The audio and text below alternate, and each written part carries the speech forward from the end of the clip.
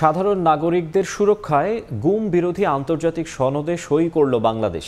গতকাল সকালে উপদেষ্টা পরিষদের সাপ্তাহিক সভায় অন্তর্বর্তী সরকারের প্রধান উপদেষ্টা ডক্টর মোহাম্মদ ইউনূস এই কনভেনশনে স্বাক্ষর করেন।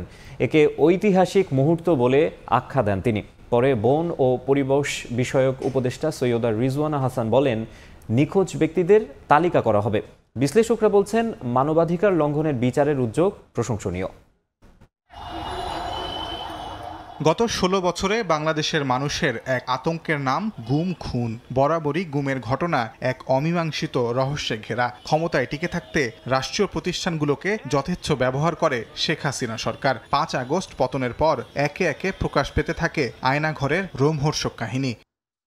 গত ১৬ বছরে র্যাব, পুলিশ সহ আইন শৃঙ্খলা বাহিনীর হাতে কত গুমের ঘটনা ঘটেছে তা তদন্তে অবসরপ্রাপ্ত বিচারপতি মইনুল ইসলাম চৌধুরীর নেতৃত্বে কমিশন গঠন করে অন্তর্বর্তী সরকার। এবার জাতিসংঘের গুম এবং নির্যাতন বিষয়ক কনভেনশনে সই করেছে বাংলাদেশ। বৃহস্পতিবার উপদেষ্টা পরিষদের সাপ্তাহিক সভায় সই করেন অন্তর্বর্তী সরকারের প্রধান উপদেষ্টা ডক্টর মোহাম্মদ ইউনূস। সই করার সময় বিষয়টিকে এক ঐতিহাসিক মুহূর্ত বলে উল্লেখ করেন ডক্টর ইউনূস। সভা শেষে যমুনা থেকে বেরিয়ে অন্তর্বর্তীকালীন সরকারের উপদেষ্টা সৈয়দা রিজওয়ানা হাসান বলেন, কোন সরকার ক্ষমতাকে কুক্ষিগত করার লক্ষ্যে যেন গুমকে হাতিয়ার হিসেবে ব্যবহার করতে না পারে, সেজন্য জাতিসংঘের সনদে স্বাক্ষর করা হয়েছে। ৭০০-র উপরে মানুষ এখনো পর্যন্ত গুমের কারণে নিখোঁজ হয়ে আছে।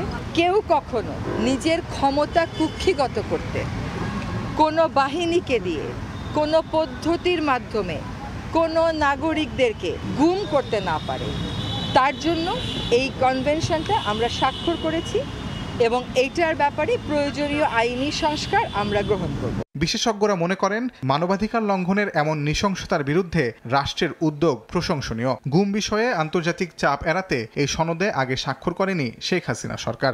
সরকার যারা পরিচালনা করেন তাদের ক্ষমতাকে নিরঙ্কুশ রাখার জন্য, ক্ষমতাকে ধরে রাখার জন্য গুমকে হাতিয়ার হিসাবে ব্যবহার করেছেন। ১৫ বছর একটানা ক্ষমতায় থাকার পরও তারা কিন্তু এই সনদে স্বাক্ষর করেননি।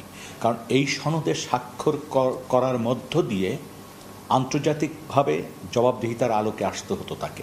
সব মিলিয়ে গুম ও খুনের প্রকৃত সংখ্যা এখনও অজানা, তবে নিখোঁজদের তালিকা করা হবে বলে জানিয়েছে অন্তর্বর্তী সরকার। তাজওয়ার মাহমিদ, সময় সংবাদ, ঢাকা। এবারে বন্যা প্রসঙ্গ। স্মরণকালের ভয়াবহ বন্যায় মৃতের সংখ্যা বেড়ে দাঁড়িয়েছে ৫২ জনে। ১১ জেলায় ১০ লাখের বেশি পরিবার এখনও পানিবন্দী। ক্ষতিগ্রস্ত ৫৪,৮০,০০০ মানুষ। এদিকে বন্যা পরিস্থিতির কিছুটা উন্নতি হলেও বিভিন্ন এলাকায় দেখা দিয়েছে মানবিক বিপর্যয়। খাদ্য ও বিশুদ্ধ পানির সংকট চরমে, দেখা দিয়েছে নানা রকমের রোগবালাই। কোথাও কোথাও পানি নামতে শুরু করায় দৃশ্যমান হচ্ছে ক্ষয়ক্ষতির পরিমাণ। ভারতের উজান থেকে নেমে আসা পাহাড়ি ঢলে কুমিল্লার গোমতী নদীর পানি বেড়ে বুড়িচঙ্গে বাঁধ ভেঙে হু হু করে লোকালয়ে প্রবেশ করে। একই সঙ্গে ফেনীর বন্যার পানিও যোগ হয়। এতে জেলার ১৭টি উপজেলার মধ্যে ১৪টি প্লাবিত হয়। সপ্তাহখানেক ধরে প্রায় ১২ লাখ মানুষ পানিবন্দী হয়ে আছেন। বানের পানিতে এখন পর্যন্ত জেলায় ১৫ জনের মৃত্যু হয়। কয়েকদিনের টানা বৃষ্টি ও বৈরী আবহাওয়ার পর বৃহস্পতিবার নোয়াখালীতে ঝলমলে রোদ উঠলেও বন্যা পরিস্থিতির এখনও উন্নতি হয়নি। জেলার ১,০৬৯টি আশ্রয়কেন্দ্রে ২,২০,০০০ মানুষ আশ্রয় নিলেও প্রত্যন্ত এলাকা পানিতে তলিয়ে পানিবন্দী হয়ে আছেন ২০ লাখের বেশি মানুষ। খাদ্য ও বিশুদ্ধ পানির সংকট চরমে, দেখা দিয়েছে নানা রোগ। প্রভাবশালী প্রশাসনের সহায়তায় অবৈধভাবে খাল দখলে পানি সহজেই নামছে না বলে অভিযোগ এলাকাবাসীর। এবারে বন্যায় বেশি ক্ষতিগ্রস্ত হয় কৃষি ও মৎস্য খাত। কৃষি বিভাগের তথ্য বলছে, জেলায় তলিয়ে গেছে ২,১০০ হেক্টর ফসলি জমি, যার আর্থিক ক্ষতি প্রায় ৪৪ কোটি টাকা। ১০০ পুকুর সহ মোট প্রায় ১৩০ হেক্টর জমির মাছ বানের পানিতে ভেসে গেছে। সেখানে ক্ষতির পরিমাণ প্রায় ২ কোটি টাকা।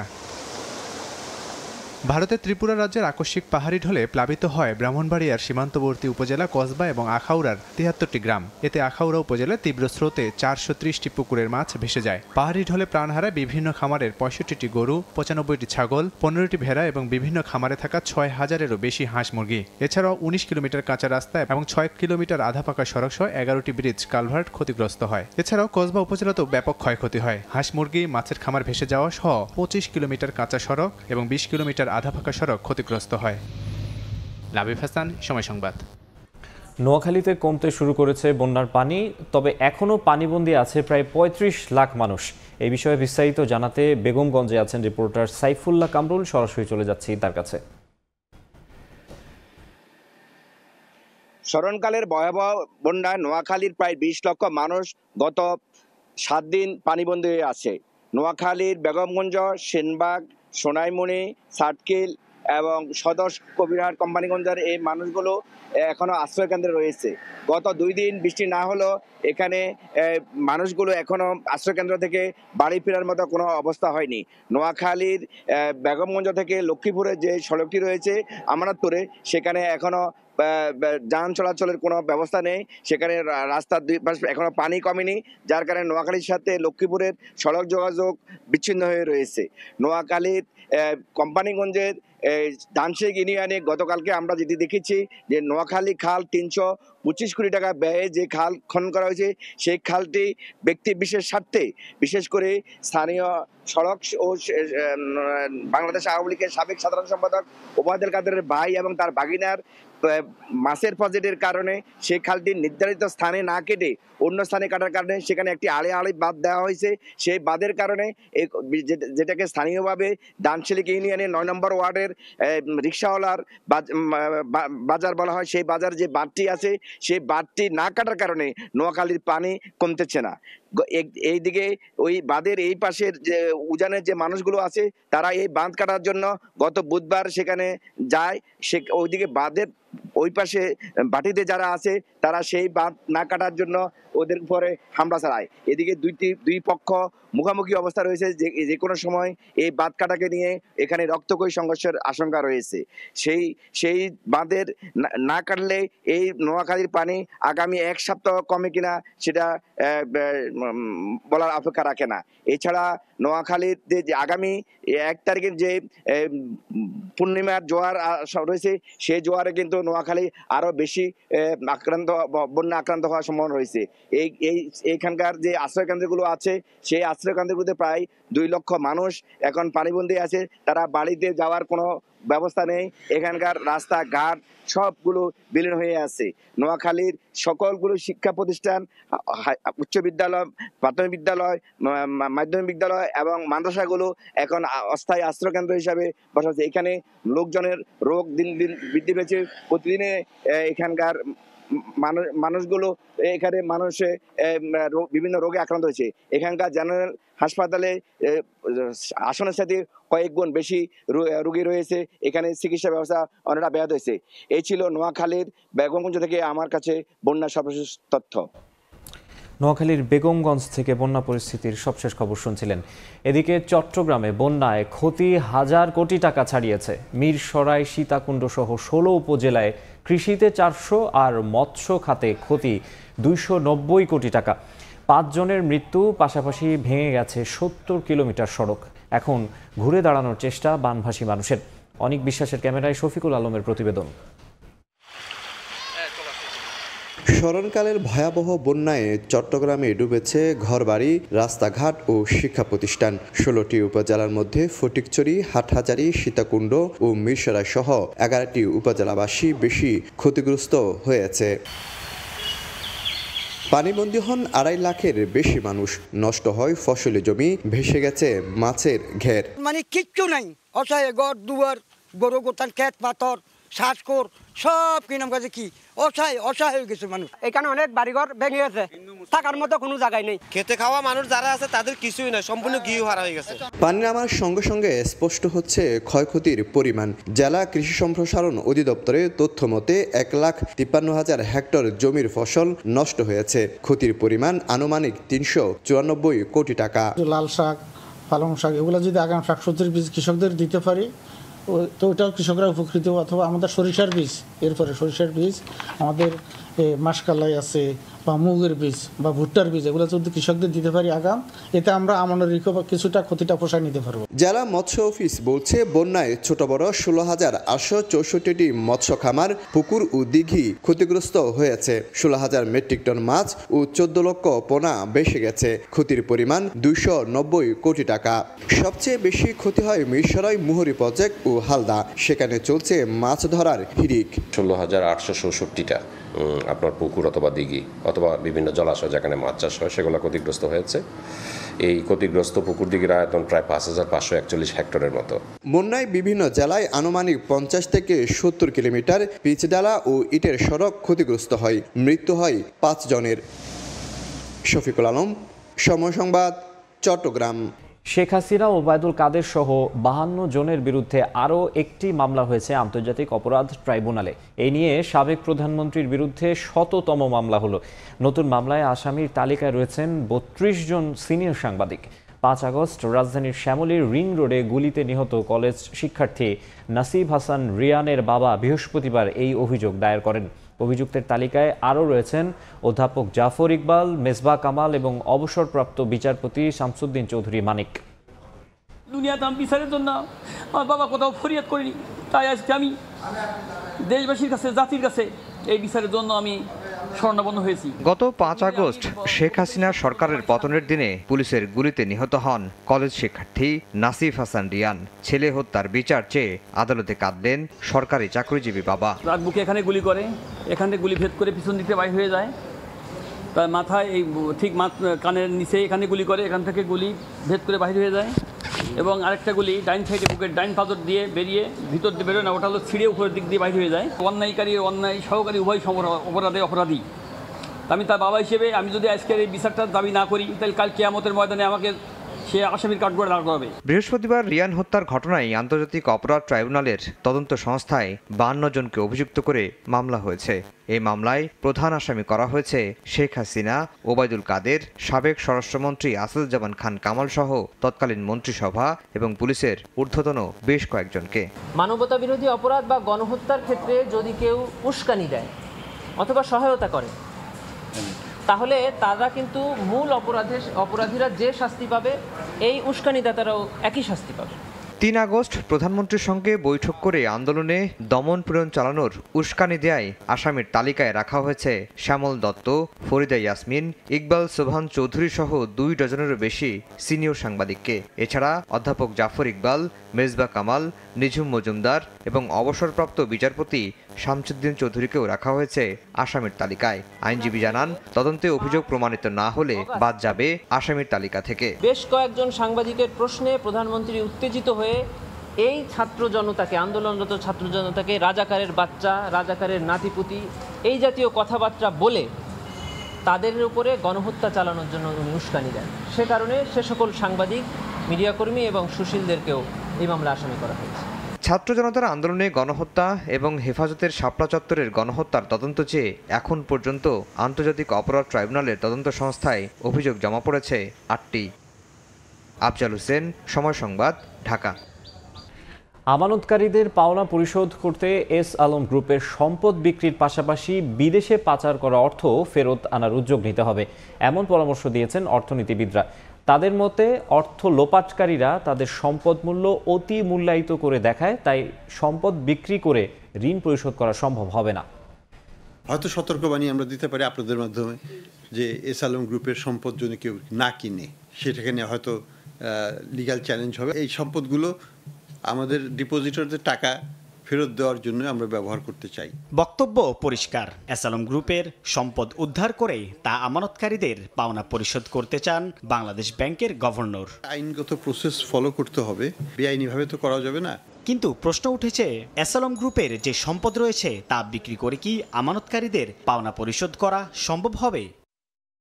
এস আলম গ্রুপের ওয়েবসাইটে আমদানি ও সরবরাহ, আবাসন ও বস্ত্র খাত, বিদ্যুৎ, জ্বালানি, খাদ্যপণ্যের ব্যবসা সহ ১৩টি কোম্পানির মোট সম্পদ দেখানো হয়েছে ১,৩১,৬৬৫ কোটি টাকার। ব্যাংকসহ আর্থিক খাত ধ্বংসের কারিগর হিসেবে আলোচিত এস আলম গ্রুপের মোট ঋণের সঠিক হিসাব এখনো জানা সম্ভব না হলেও বিভিন্ন গণমাধ্যমে আসা তথ্য বলছে তা ১.৫ লাখ কোটি টাকার কম হবে না। এর মধ্যে ২০১৭ সাল থেকে গত জুনের মধ্যে ৬টি ব্যাংক থেকেই ৯৫,৩৩১ কোটি টাকা ঋণ নিয়েছে গ্রুপটি। অর্থনীতিবিদরা বলছেন, শিল্পগোষ্ঠীটি যে সম্পদ মূল্য দেখিয়েছে তা প্রকৃত মূল্যের চেয়ে বেশি দেখানো হয়ে থাকতে পারে। তাই এস আলম গ্রুপের সম্পদ বিক্রি করে মোট ঋণ পরিশোধ করা সম্ভব হবে কিনা তা নিয়ে দেখা দিয়েছে শঙ্কা। এটার কারণেই দেখা গেছে যে এস আলম গ্রুপ হলো একটা বড় উদাহরণ, যেখানে বিপুল পরিমাণে ঋণ চলে গেছে। যে পরিমাণে তাদের সম্পদের মূল্য দেখানো হয়েছে, তো সেই পরিমাণে হয়তো তাদের সম্পদের যে মূল্য, যেটা বাজার মূল্য, সেটা নাও হতে পারে। একই সঙ্গে বাণিজ্যের আড়ালে গ্রুপটি অর্থ পাচার করেছে কিনা তা খতিয়ে দেখারও পরামর্শ দিচ্ছেন তারা। আসলে এস আলম গ্রুপ কিন্তু এই যে অর্থ পাচারের সঙ্গে জড়িত এবং তারা বিপুল পরিমাণে অর্থ পাচার করছে, এই ধরনের কিছু সংবাদ কিন্তু বের হয়ে এসছে এবং এরপরে দেখা গেল যে আদালতের কাছে তারা গেছে যে আসলে এই বিষয়ে তেমন কোনো খবর যাতে প্রকাশিত না হয়, তো সেই অবস্থায় তো স্থিত অবস্থা জারি করেছে আদালত। এখন যেহেতু স্টে অর্ডার আছে, আমি মনে করি কি যে আসলে এই প্রক্রিয়াটা শুরু করা উচিত। এখানে ব্যাংক খাতের সুশাসন প্রতিষ্ঠাটাই সবচেয়ে বড় বিষয়। গ্রাহক ও বিনিয়োগকারীদের মনে আস্থা ফেরাতে অ্যাসালম গ্রুপের দাপটে ধ্বংসের মুখে পড়া ব্যাংকগুলোকে শক্তিশালী করতে এরই মধ্যে পর্ষদ পুনর্গঠনের কাজ শুরু করেছে বাংলাদেশ ব্যাংক। সাইফুল ইসলাম, সময় সংবাদ, ঢাকা। ছাত্র জনতার আন্দোলনের মুখে ভেঙে দেয়া দ্বাদশ সংসদের বিদায়ী সদস্যদের শুল্কমুক্ত সুবিধায় আমদানি করা অন্তত 52টি গাড়ি আটকে দিয়েছে কাস্টমস কর্তৃপক্ষ।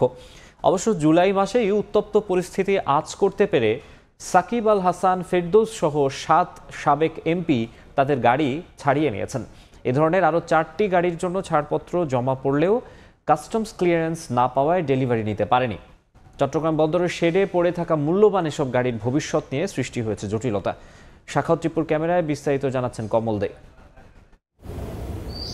চট্টগ্রাম বন্দরের কার শেডে সারিবদ্ধভাবে রাখা প্রতিটি গাড়ির শুল্ক সহ বাজার মূল্য অন্তত 10 থেকে 12 কোটি টাকা। কিন্তু শুল্কমুক্ত সুবিধা পেতেই এসব গাড়ি আমদানি করেছিলেন দ্বাদশ সংসদের সদস্যরা।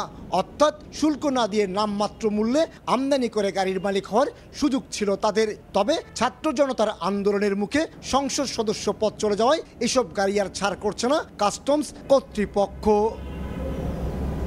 ছাত্র আন্দোলনের পরিস্থিতি আঁচ করতে পেরে গত জুলাই মাসে ক্রিকেটার সাকিব আল হাসান, অভিনেতা ফেরদৌস এবং ব্যারিস্টার সুমন সহ তৎকালীন 7 সংসদ সদস্য চট্টগ্রাম থেকে তাদের গাড়ি ছাড় করে নেন। এতে 75 কোটি টাকার বেশি রাজস্ব হারিয়েছে সরকার। সাবেক সংসদ সদস্য জান্নাত আরা হেনরি এবং মুজিবুর রহমান মঞ্জু সমস্ত প্রক্রিয়া সম্পন্ন করলেও গাড়ি খালাস নিতে পারেনি। এছাড়া অনুপম শাহজাহান জয় এবং এবিএম আনিসুজ্জামান নামে আরও 2 সাবেক এমপি গাড়ি ছাড় করাতে নথিপত্র জমা দিয়েছিলেন। এই 4টি গাড়িও এখন কাস্টমসের জিম্মায়। যেহেতু সংসদটা আমাদের ভেঙে গিয়েছে, এই বিষয়ে শুল্কমুক্ত সুবিধা তারা পাবেন কিনা সে বিষয়ে সদয় দিক নির্দেশনার জন্য আমরা জাতীয় রাজস্ব বোর্ডে একটি পত্র প্রেরণ করেছি চিটাগাং কাস্টম হাউস থেকে। সেই পত্রের আলোকে জবাব পাওয়ার পরে জাতীয় রাজস্ব বোর্ডের নির্দেশনা অনুযায়ী আমরা পরবর্তী কার্যক্রম গ্রহণ করব। শুল্কমুক্ত সুবিধায় আনা মার্সিডিজ বেঞ্জ, রেঞ্জ রোভার এবং বিএমডব্লিউর মতো মূল্যবান গাড়ি আপাতত বন্দরের বিভিন্ন শেডে রাখা হয়েছে। এক্ষেত্রে জটিলতা এড়াতে 30 দিন পেরিয়ে গেলে নিয়ম মেনে নিলামে বিক্রির জন্য চট্টগ্রাম কাস্টম হাউসের কাছে হস্তান্তরের সিদ্ধান্ত নিয়েছে বন্দর কর্তৃপক্ষ। নিয়ম অনুযায়ী কাস্টমস কর্তৃক ডিউটি পেমেন্ট করার পরে আমরা এটা ডেলিভারির কার্যক্রমটা প্রসেস করি, পোর্ট চার্জটা নেই এবং আমরা ডেলিভারি দিয়ে থাকি।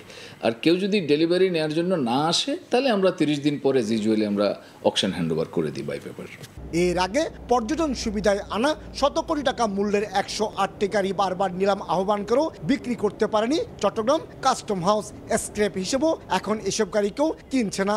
তাই শুল্কমুক্ত অবস্থায় সংসদ সদস্যদের আনা গাড়ি নিলামে বিক্রির চেষ্টা না করে সরকারের জিম্মে নেওয়ার কথা বলছেন এই ব্যবসায়ী। অতি দ্রুত এটা সরকারি কোনো সংস্থাকে হ্যান্ডওভার করে ওদের টাকাগুলো ওদেরকে ফেরত দিয়ে গাড়িগুলো রাষ্ট্রীয় সম্পদ হিসেবে ব্যবহার করা যেতে পারে।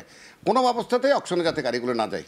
এই গাড়ি অকশনে গেলে আলটিমেটলি এই গাড়ি কোনোদিন ছাড় পাবে না। কাস্টমসের জিম্মায় থাকা এসব গাড়ি স্বাভাবিক নিয়মে সর্বনিম্ন শুল্ক হার 8 থেকে শুরু করে সর্বোচ্চ 10 কোটি টাকা পর্যন্ত।